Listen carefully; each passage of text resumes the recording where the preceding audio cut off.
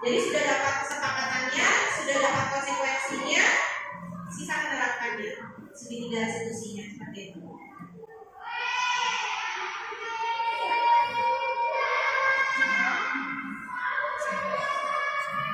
Oke, selanjutnya, nah di sini tahapannya segitiga restitusi. Yang pertama, menstabilkan identitas. Berbuat salah itu tidak apa-apa. Tidak ada manusia yang sempurna. Saya juga pernah melakukan kesalahan seperti itu. Kita bisa menyelesaikan ini. Bapak Ibu tidak tertarik mencari siapa yang salah, tapi Bapak Ibu ingin mencari solusi dari permasalahan. Kamu berhak merasa begitu. Jadi ini maksudnya begini, sebenarnya kita sudah melakukan segitiga restitusi ini, cuma terkadang syaratnya. Jadi kan jarang, ini juga baru-baru sebenarnya. Saya juga baru-baru memulai. Di saat anak terlambat, biasanya kan kita langsung lambat, kan sapa. Nah seperti itu kan. Nah di sini kita diajarkan tidak seperti itu. Tapi terkadang sulit gitu loh untuk melakukan itu karena saking terbiasanya kita dengan penghukuman, langsung dihukum dan lain sebagainya. Karena berharap dari penghukuman itu anak-anak tadi tidak mengulangi. Ibaratnya gini, kayak efek jerah seperti itu. Nah kalau di sini tidak seperti itu pelayanannya. Jadi kita lebih menganggap murid itu kayak anak kita. Jadi kalau dia misalnya dia melakukan kesalahan, kamu kenapa seperti itu? Jadi diajak dulu, diajak berbicara dulu. Sedangkan selama ini saya pun jarang, bahkan tidak pernah, baru saja saya melakukan hal seperti ini. Sebelumnya ya, kamu kenapa tidak? Atau keluar atau berdiri sampai istirahat dan lain sebagainya. Lebih ke proses penghukuman.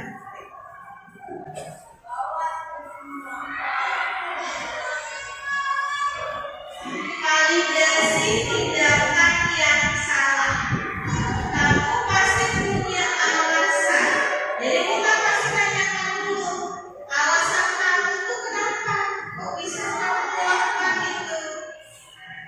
Tapi dengan adanya informasinya yang tidak terlalu tinggi, tapi lebih ke kontrol emosi kita. Terus kamu kalau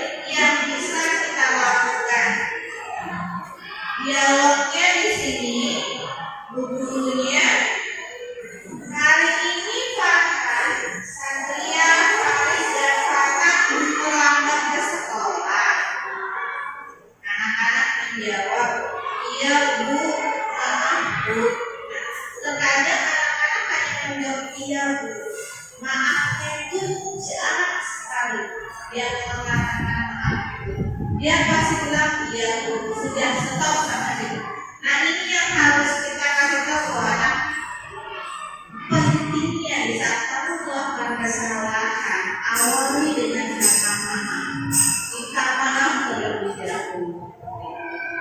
Lanjut yang berikutnya, tidak seperti biasanya kalian akan seperti ini. Sebenarnya yang pernah terlambat tidak hanya kalian sebentar saja, murid lain pun pernah terlambat. Nah, anak-anak menjawab iya. Nah ini yang kadang sulit, bahwa kita ibaratnya di saat dia melakukan kesalahan, kita tidak langsung mengubah dengan pertanyaan dan sebagainya, tapi kita malah menurunkan dia dulu. Kita kasih makan dia dulu, bahwa tidak kamu saja yang pernah melakukan itu, anak lain pun pernah.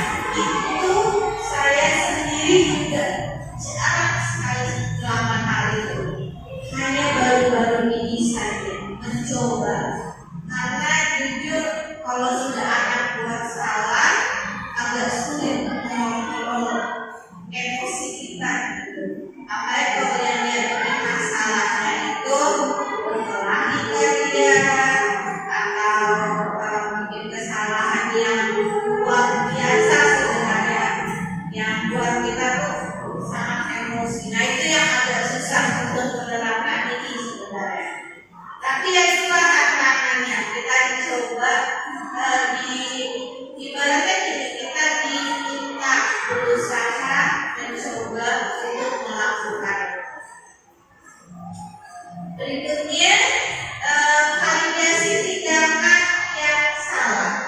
Semua perilaku memiliki alasan.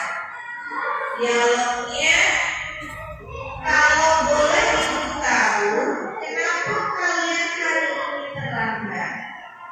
Maaf Bu, saya bangun kesiangan tadi.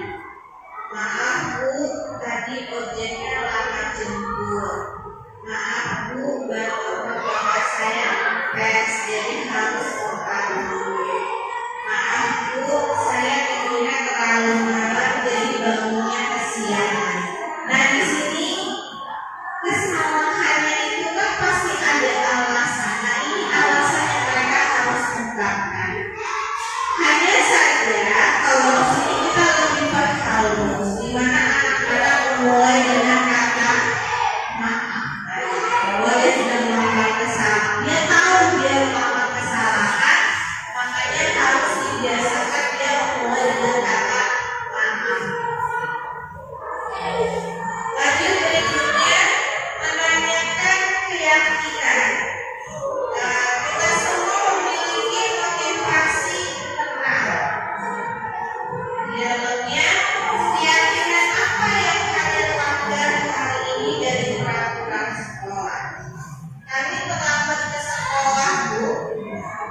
Lalu apa usaha kalian untuk memperbaikinya agar tidak terulang kembali? Kami tidak akan terlambat lagi Bu. Iya benar Bu, jika kami terlambat lagi, kami siap menerima konsekuensinya. Seperti itu. Jadi dia tahu dia salah dan dia berusaha untuk tidak akan mengulanginya lagi. Tapi kalau misalnya terjadi lagi, mereka siap dengan segala konsekuensinya. Jadi kenapa di sini pembahasannya konsekuensi? Karena sudah tidak boleh lagi menggunakan kata sanksi, hukuman, itu sudah tidak ada. Kalau di kemudian EGP itu, jadi kami selalu diajarkan untuk tidak menggunakan kata-kata yang sifatnya negatif. Jadi semua harus dirubah ke arah yang positif. Konsekuensi yaitu seperti tadi mengganti kata sanksi atau hukuman. Dan kalau kita ingat dulu waktu Pak Budi masih di sini,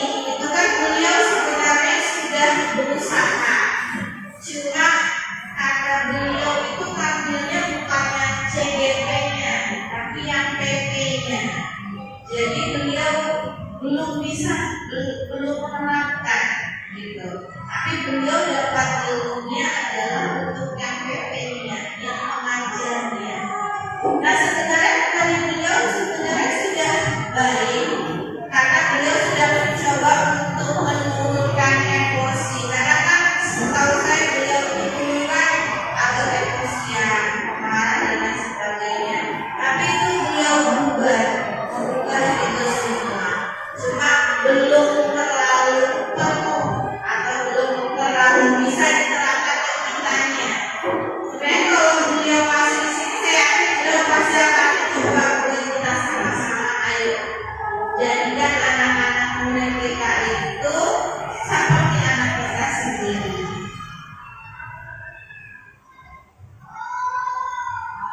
Nah, setelah tadi kita melakukan segitiga diskusi sama anak-anak yang terlambat ini, di sini kita sudah lakukan baliknya. Jadi ada umpan balik yang diberikan ke anak-anak, di mana nanti dia akan mengisi dijawab pokok itu yang berhubungan dengan keterlambatannya dia tadi, dan agar kedepannya hal tersebut tidak terulang lagi.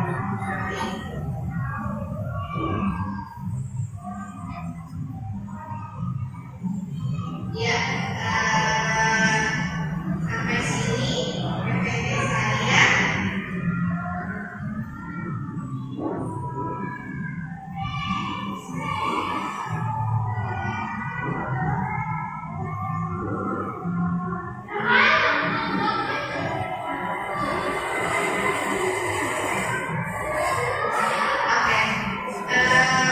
Untuk berikutnya kita diskusi aja. Maksudnya gini, siapa tahu dari bapak dan ibu ada anak yang pernah melakukan kesalahan apa itu, mari kita sama-sama bahas di sini. Bisa? Siapa tahu ada punya pengalaman apa? Kita bahas sama-sama bagaimana supaya kita bisa menerapkan segitiga restitusinya. Sebenarnya kalau dibilang kita menerapkan, cuma tidak urut biasanya. Kita langsung ke poinnya. Kita tidak menanyakan kenapa, tapi kita langsung kenapa bisa hari ini kamu menerapkan. Tapi kan diterapkan kenapa nih? Dan kita langsung seperti itu bahasa. Kadang kalau rasanya gitu, kadang kita tidak bicara, kita cuma melihat terus anaknya udah tahu aja, oh ya saya harus pungut sampah seperti itu. Karena saking terbiasanya kita seperti itu. Bahkan waktu saya kita pertemuan seluruh guru JDP itu kita juga sama-sama kayaknya susah gitu loh mau menerapkan ini, apalagi saya bilang guru SMP itu juga SMA juga agak susah karena kalau SD mungkin tidak terlalu ya, tapi SMP SMA nggak bisa digituin. Kalau kamu baik sedikit habis sudah. Ibaratnya kita kenapa kamu terlambat, oh sudah susah itu, agak susah itu di tingkat SMP SMA atau mereka. Jadi kalau di SD itu sebenarnya juga kita karena sudah terbiasa tadi aja sebenarnya, dan merubah itu ke arahnya kamu kenapa kamu baik-baik saja, karena susah memang kalau kita tidak terbiasa itu. Sama, saya pun demikian, susah menerapkan. Tapi ya, saya coba pelan-pelan. Jadi sudah dapat ilmunya dan ada kejadian. Jadi waktu itu ada kejadian bagi anak-anak itu, ya sudah saya coba terapkan. Dan memang berhasil. Tapi cukup, ya emosinya harus ditahan, harus sabar, karena nggak boleh harus seperti itu, harus agak susah memang. Tapi memang itu yang harus kita terapkan. Nah, coba siapa tahu Bapak Ibu ada pengalaman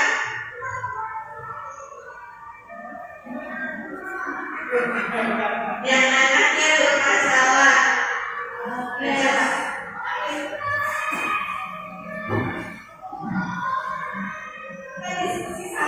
terima kasih. Kalau masalah di kelas saya itu masalah yang sama, yaitu ketinggalan buku pelajaran hari ini. Selalu diulang itu kesalahannya. Kadang saya mau suruh pulang juga nggak bisa. Mau suruh orang tua kan kadang orang tua kerja. Jadi saya bilang pakai kertas logam. Nanti kertas logamnya ditempelkan di buku pelajarannya ketinggalan hari itu. Terus ibu bagaimana supaya mereka tidak mengulang kesalahan yang sama.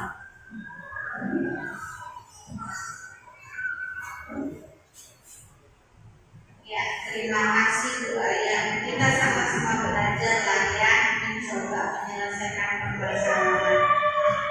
Kalau di segitiga restitusi itu otomatis kita harus duduk bersamaan.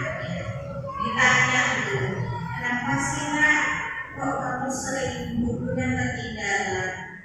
Ada apa? Kamu ngapain aja? Sehari-hari itu ngapain? Habis pulang, jadi kita tuh penelahan tuh sedetail itu. Kalau sudah dapat di mana dia punya masalah, contoh dia misalnya terbiasa dengan begitu pulang sekolah kepala semuanya, terus tidur dan pagi baru bangun.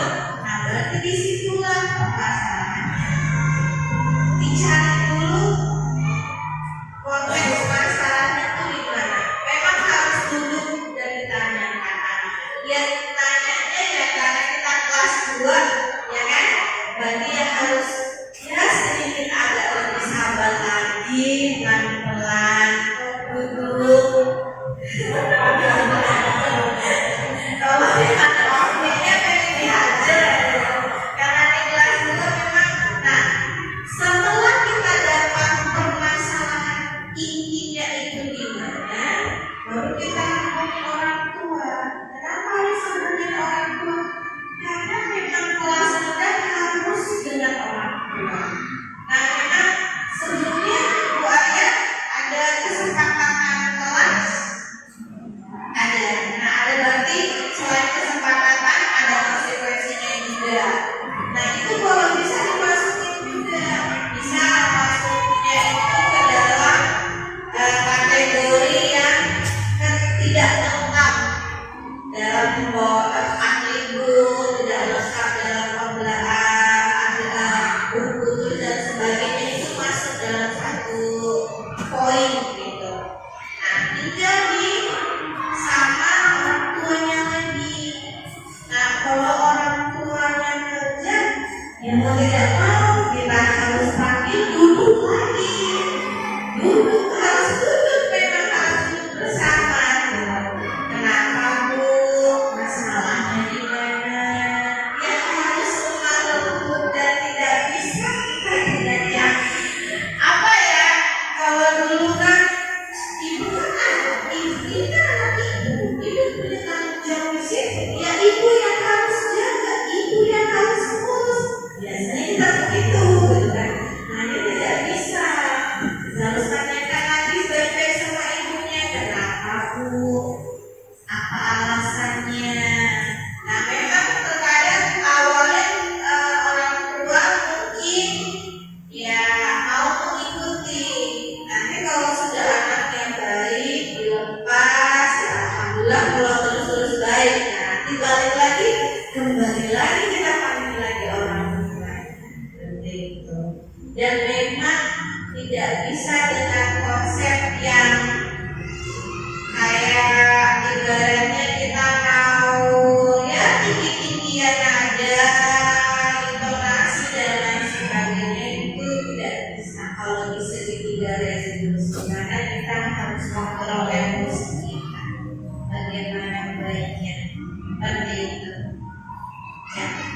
Makasih Bu Ayah. Ada lagi? Ayo. Apa masalahnya?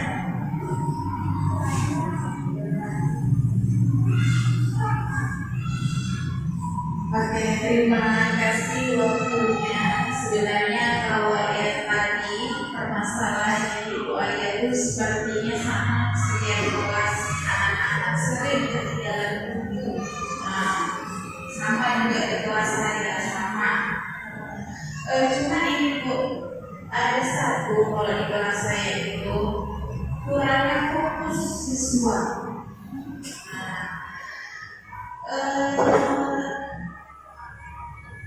Ada beberapa kalau di kelas saya itu kurang fokus dari kita menyampaikan materi, kita kasih mereka tugas gitu, tidak fokus, akhirnya tugasnya itu tidak selesai. Nah, ketidakfokusannya itu mengganggu temannya, usil, bahasa kasarnya usil. Ada nggak trik atau saran menangani anak yang kurang fokus ini? Kalau saya biasanya satu anak tak fokus, saya suruh duduk di sebelah saya, atau saya suruh duduk di depan saya di meja saya. Nah, sementara masih aman, tapi apakah mau selamanya saya pakai trik seperti itu? Kalau ada saran Bu, bisa berbagi langsung sama saya. Terima kasih. Ya, terima kasih Bu Ardian. Sebenarnya masalah kita juga sama. Waktu saya kelas 9 juga, saya lebih parah menghadapi video ya itu yang luar biasa sebenarnya.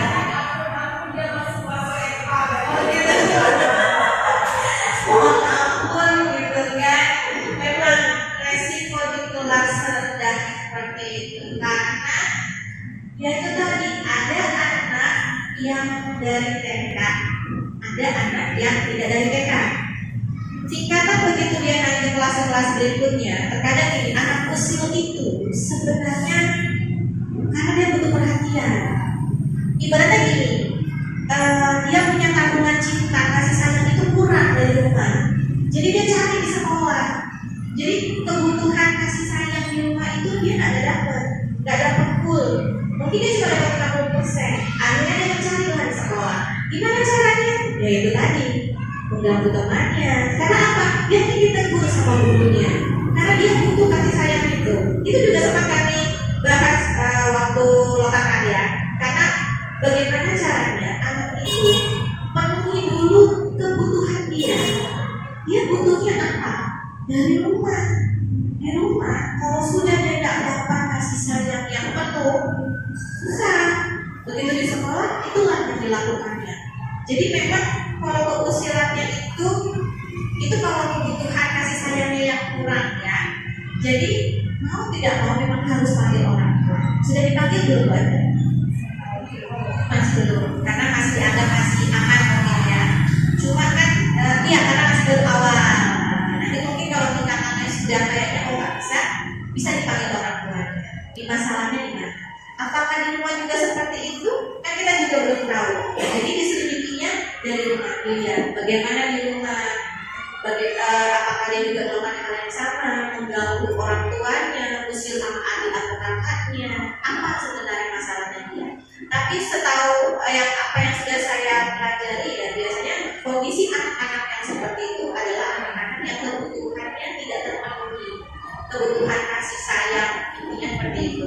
Tapi kalau memang mau dicoba dengan trik yang lain, bicara sama anaknya berdua, jangan diganggu yang lain. Karena kan susah ya. Tadi kalau kelas 2 mau bicara berdua gitu sama anak itu susah. Bentar, ke WC, bukain gitu kan. Ya namanya kita guru kelas rendah ya memang harus serba ya gitu kan. Coba dibicarakan anaknya. Pasti ada sesuatu dia kebutuhan yang belum pas itu apa. Terus kalau untuk trik yang ibu lakukan sudah benar, sudah bagus. Kenapa? Karena supaya anaknya tidak sana sini memang harus diseberangkan. Sama seperti yang saya lakukan dengan si Satria. Satria itu terkenal luar biasa kan ya. Cuma alhamdulillah katanya dia sudah jauh lebih baik daripada sebelumnya. Kabarnya sebelumnya itu bilangnya dia suka pukul, pokoknya lebih kasar lah. Nah ini sudah alhamdulillah jauh lebih baik. Cuma usilnya memangnya bukan. Akhirnya saya pindahkanlah dari sedepan dengan pantauan saya. Nah baru berapa kali sih saya mencoba itu ya, alhamdulillah. Sambil harus terus diingatkan karena dia sudah kelas, usia juga sudah jauh kan, jadi harus terus diingatkan Satria jangan begitu.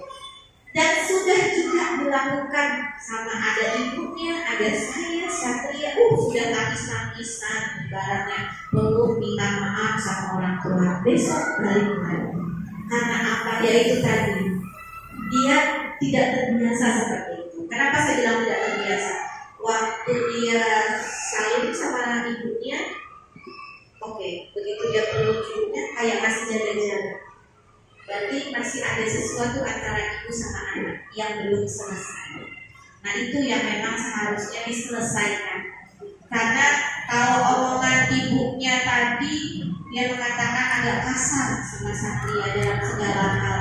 Saya bilang sebenarnya saya mau tanya ibu kandungnya sampai sekasar itu kan. Kenapa kan? Namanya ibu kandung masa kita sampai injak anak, maaf kasarnya seperti itu. Jadi Satria itu udah sampai sebegitunya, dipukul, ditampar, diinjak, udah sampai sebegitunya. Makanya begitu saya lihat, saya lalu pada saat minta maaf, Satria minta maaf sama kakaknya dan peluk bapaknya, itu masih ada jalan. Karena ada rasa yang belum selesai. Nah itu yang sebenarnya masih dia pendam. Yang saya khawatirkan adalah nanti di saat dia besar, sudah dewasa, itu yang akan muncul, itu yang berbahaya. Makanya kenapa saya bilang bahaya? Karena dari cara dia meluk mamanya aja udah ada jarak. Beda sama anak yang memang saya sebelumnya ini masih ada jarak. Itu berarti masih ada di hati. Itu yang bahaya. Apalagi dia udah tahap remaja begini, yang saya khawatirkan adalah kedepannya itu meluap. Jadi makanya kadang saya sama Satria ini, Satria sudah masalah, bisa. Jadi lebih menghadapi Satria, saya juga kadang terpancing dengan kelakuan dia. Cuma habis itu sudah biasa dia. Tidak bisa gitu. Namanya kita kadang sudah ini terus ada aja dibuatnya tetap juga memancing itu pasti. Jadi betul susah gitu. Jadi yang mau tidak mau sampai saya bilang waktu nge-zoom apa susah. Saya ketemu dengan orang yang seperti ini itu susah. Bahkan saya bilang sama instruktur saya waktu itu, saya bilang begini, murid saya ini udah distempel sama semuanya. Susah kan saya melepas itu stempel. Menghapus stempel itu butuh waktu. Di depan anaknya aja udah distempel. Saya bilang gini, kenapa ibu tidak bilang, bukankah anak adalah jaminan orang tua? Terus saya lupa dong, saya ngomong begitu deh, ibu yang paham gitu kan. Nah, jadi memang seperti itu. Kalau saya sama saya dengan si Satria saya itu, ya seperti itulah. Mau tidak mau tiap hari, ya saya tabungan sabarnya dibanyakin karena harus menghadapi ini anak soalnya anak kecil itu aku udah remaja, jatuhnya seperti itu. Jadi memang butuh waktu. Terus juga coba deh tanya sama anak-anaknya, Kalau kelas rendah mungkin ya, tapi kelas tinggi coba deh. Sering ngobrol nggak sama orang tua? Pasti bilangnya tidak. Jarang. Bahkan nanya bapaknya atau nanya ibunya itu jarang. Makanya saya bilang ditanya, kalau ketemu ngobrol, jangan sampai kamu gak sempat ngobrol, orang tuanya udah keburu dipanggil. Itu nanti nyesel. Nah, ternyata kejadian. Saya baru aja ngajarin anak-anak, enggak ngobrol ya sama orang tua. Kalau ketemu harus ngobrol. Berapa hari kemudian orang tuanya Indra mungkin sudah nangis yang luar biasa sama saya. Saya bilang, Indra, ini anak-anak. Tapi sebelumnya mau tanya, sempat gak ngomong sama bapak? Sempat. Alhamdulillah kalau sempat. Yang penting sempat. Ya, itu udah yang nangisnya udah nggak bisa sehingga saya bilang ya udah kalau udah ini kamu harus sehat, harus kuat karena mamanya yang harus dilihat lagi. Dia bilang Indah temui mama, peluk mama. Kalau itu mungkin benar betul-betul bahwa dia sayang sama mamanya. Beda dengan saat dia dengan mamanya tadi itu pelukannya. Jadi saya lihat apa yang saya lihat. Nah, berikutnya saya kasih anak-anak tolong jangan terlalu dengan takutnya masih apa ya, anak-anak mungkin kita berpikirin dia udah lupa ya. Sebenarnya tidak terkadang cuma dia menutupi, dia nutup aja ibaratnya dengan sudah ketawa-ketawa sama temannya. Sebenarnya dia belum siap, cuma dia tidak bisa kasih tunjuk karena ada ibu dan calon adik yang harus dia jaga. Berat sebenarnya macam-macam masalah anak-anak ini. Kita yang sebenarnya tadinya rasanya gitu kan, cuma ya namanya kita guru ya harus jadi pendengar. Padahal kita juga pengen didengar ya kan, begitu sampai di rumah capek kita sebenarnya. Tapi ya itulah tugas dan tanggung jawab kita. Ya, kalau bagaimanapun ininya gini. Sebenarnya di sini kita diminta bagaimana kita membawa anak-anak ini dengan cara menganggap anak itu adalah anak kita. Jadi kita perlakukan anak-anak itu kayak kita perlakukan kita. Terus sempat teman saya bilang, lah anak kita aja cewek, ibaratnya seperti itu kan kita ini kok sendiri anak sendiri gitu. Tapi kan kita nggak sampai ibaratnya seperti itu. Kita nggak sampai yang namanya perasaan yang berlebihan. Karena apa? Karena itu anak kita, anak kandung kita. Ibaratnya seperti anak yang memang kita lahir karena itulah yang diinginkan oleh Ki Hajar Dewantara.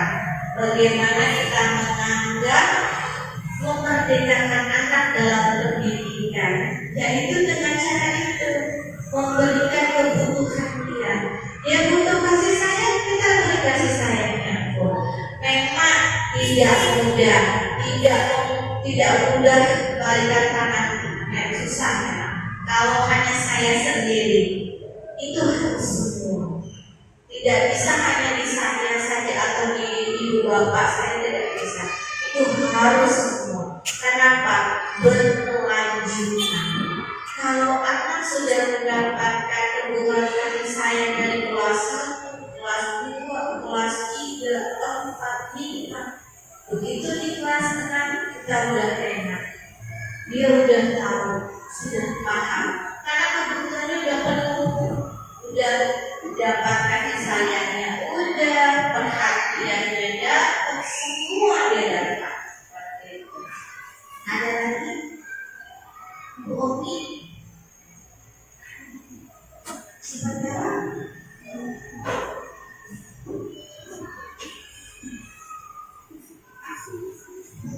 Terima kasih. Sebenarnya kenakalan anak kita itu semua sama. Kalau Ibu Indah ada Satria, saya ada siapa? Ada Wahyu, ada Armani, ada Rian. Itu 3. Kalau itu 3 tuh kadang agak kurang ajar sama saya. Cuma saya masih paham ini, karena kan kita itu kan ramah anak ya. Kita kan sudah menerapkan saya rasa semua sekolah sudah menerapkan sekolah ramah anak. Nah, sebelum saya di sini juga tuh di sekolah saya yang lama itu sudah seperti itu. Ya. Jadi itu yang saya pikirkan, aduh sini kalau saya emosi main aja selesai juga karir saya, ya kan? Jadi saya harus tahan nih. Nah, tapi kemampuan mereka itu membuat emosi saya anjing terus. Jangankan kemampuan mereka, ketika saya kasih tugas PR, oke, di dalam kelas seperti yang kata Bu Antir itu, mereka tidak fokus, betul sekali. Anak-anak terus selalu seperti itu. Padahal kita gurunya sudah menjelaskan sedetail mungkin, sudah menjelaskan dari akar-akarnya sampai kemanapun. Tetap mereka tidak fokus. Terus ketika saya suruh mengerjakan itu, saya kasih waktu, karena kan anak-anak ini udah kelas 6. Kalau kita biarin kan mereka makin enak-enaknya. Jadi saya kasih waktu 25 menit kalau selesai, tidak selesai dikasih nilai. Oke, ini selesai kan Bu, tapi dia nyontek. Mencari jawaban jalan-jalan sama temannya. Jadi itu kadang bukan jawabannya. Jadi saya bilang gini, nak, kalau kamu mengerjakan tugas nanti kamu jujur dengan hasil kerjamu, ibu lebih menghargai meskipun kamu salah. Meskipun kamu salah banyak, tapi itu lebih menghargai kamu ketika kamu mengerjakan dengan kepercayaan diri kamu sendiri dibanding kamu harus nyontek dengan teman. Cuma kamu dapat 100, dapat 90, tapi hasil kamu tidak paham dengan apa tugas yang dikasih. Gimana saya bilang begitu? Dan setiap saya kasih tugas seperti itulah, tidak ada perubahan.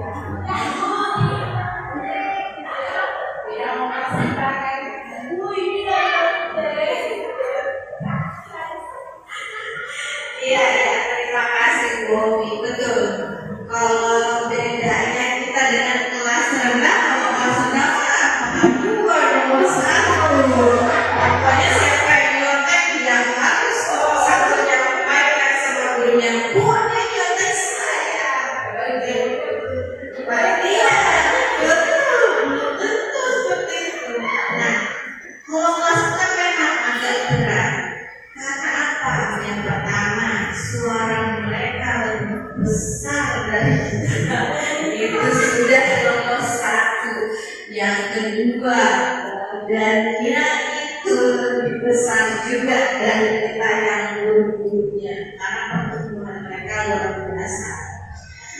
Jadi kalau misalnya gini, betul kita ramah anak, cuma kadang pemahaman atau persepsi anak-anak itu udah jauh beda gitu. Dianggap bahwa kita menyepelekan, ibaratnya gini, kita bisa disepelekan gitu sama anak. Padahal tidak seperti itu.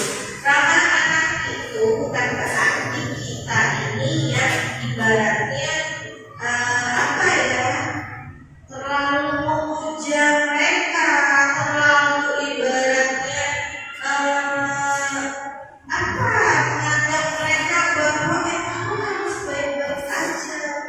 Nggak gitu konsepnya sebenarnya ramah anak. Ramah anak itu kita memang harus ramah sama anak, selalu senyum, salam, dan sebagainya. Itu tetap harus. Menangani anak juga memang harus ramah. Tapi kalau sudah konteksnya anaknya sudah tidak bisa dikasih tahu, itu ramah anak tidak bisa susah gitu. Susah. Jadi mau tidak mau memang Ibu Omi ada kesepakatan kelas? Ada. Konsekuensinya ada kesepakatan ada sih.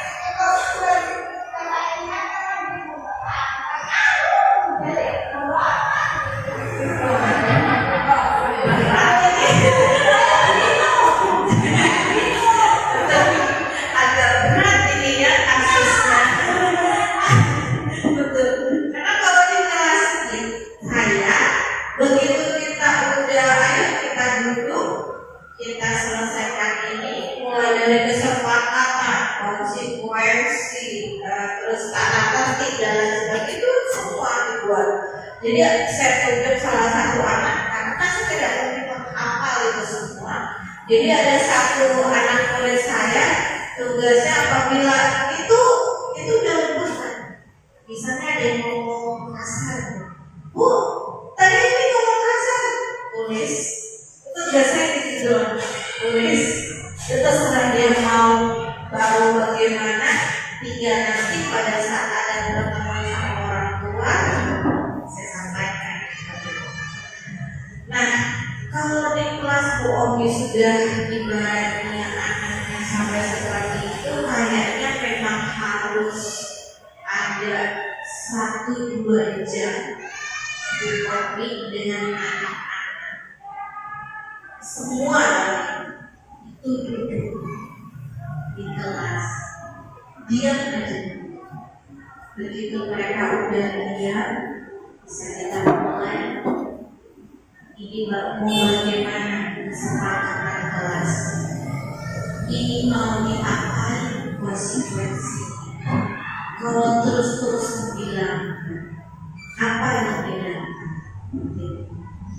Nah, kalau sudah duduk lagi bareng, itu sudah kondisi atau tidak mau kita mengorbankan mata pelajaran. Duduk sama-sama bicara. Maunya bagaimana? Mau kalian seperti apa? Kalau kenapa kali terkadang kan terlihatnya gini ya Bu, mohon maaf. Kadang anak-anak melihat saya diam gitu. Itu bukan karena mereka hormat, tapi takut. Karena ingat saya waktu datang itu jajahan, tidak jajahan banget, kan? Jadi image itu yang tertanam sama anak-anak. Padahal saya nggak tahu kejahatan apa yang telah saya lakukan. Ibaratnya kan seperti itu. Nah, jadi kalau saya sama anak saya memang cuma diam, segera sudah, itu aja dia udah, karena udah ini udah masuk di kepala di waktu saya awal datang. Nah, kalau memang anak rasanya agak susah, coba seperti duduk sama-sama bicarakan sampai selesai. Sampaikan bahwa ibu juga punya malu. Kalau kalian seperti itu, nanti yang malu tuh guru. Kenapa? Begitu kamu masuk SMP, SD mana nih? Alumni mana? Mau bilang malu ibu. Ibaratnya seperti itu.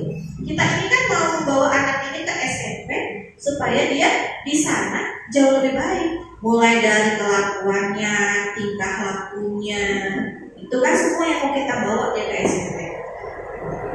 Coba dulu sama-sama. Nah, kalau masih juga belum bisa menemukan yang terbaik, bicara dengan orang tua.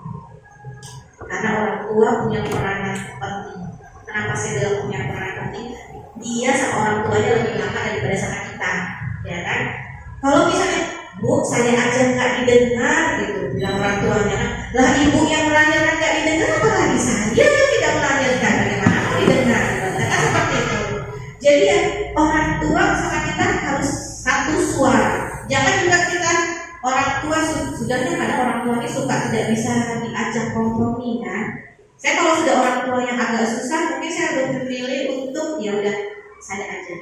Nah, kalau dari kita yang penting coba dulu kita duduk bicara. Ini maunya apa, maunya bagaimana, dan mau dibawa kemana. Ini kalian maunya seperti apa? Begitu. Dimulai dengan hal-hal kecil, misalnya atribut di kelasnya Bu ini anak-anak atributnya misalnya atribut lengkap gitu kan, dicoba pelan-pelan dilengkapi, nah lengkapi atributnya semua. Kan kalau lengkap bagus kelihatannya. Intinya tetap harus bicara sama-sama, luangkan waktu supaya masalahnya selesai. Kalau tidak bisa. Dia akan seperti itu terus.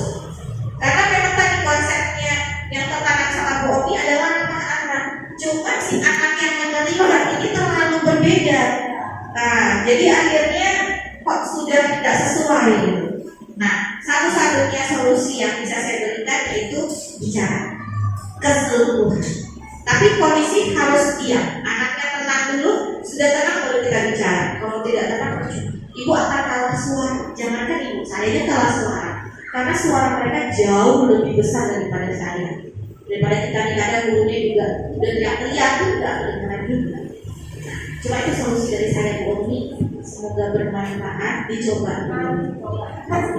kita coba segala cara upaya kita coba demi anak-anak jauh lebih baik. Ya, cukup ya. Oke, diskusinya terima kasih sudah meluapkan kekesalannya. Ya kan? Curhat ibaratnya meluapkan semua rasa bagaimana menghadapi anak sehari-hari, ya kan? Padahal sebenarnya kita juga butuh gitu kan. Kita ini juga punya kebutuhan yang perlu kasih sayang dan keluarga itu kita butuh gitu kan. Cuma kalau udah di sekolah anak gabung, biasanya ini baru mulai nih, sudah bu ini bu itu sudah macam-macam. Tapi ya begitulah dunia pendidikan, di mana anak-anak percayanya cuma sama kita. Kita yang mau mendengar dia. Di rumah belum tentu dia panggil nak, mamanya langsung jawab itu belum tentu. Tapi kalau kita kan kita berusaha Bu, iya mana? Pasti kita langsung otomatis begitu. Karena ya itulah kita dibentuknya seperti itu. Tugas kita mendengarkan anak-anak. Jadi itu semakin kita dengar, yang mudah-mudahan jauh lebih baik dari kita. Ya, itu aja yang bisa saya sampaikan tentang segitiga restitusi. Semoga kedepannya Bapak Ibu seandainya nanti ada masalah sama anaknya, pelan-pelan dicoba segitiga restitusinya. Siapa tahu dengan dicoba pelan-pelan begitu, akhirnya kita bisa berkelanjutan nih dari kelas rendah ke kelas. Oke. Ya, demikian presentasi saya dan diskusi kita. Sekali lagi terima kasih atas kehadirannya. Terima kasih atas cerita-cerita pengalamannya yang kita bagi bersama.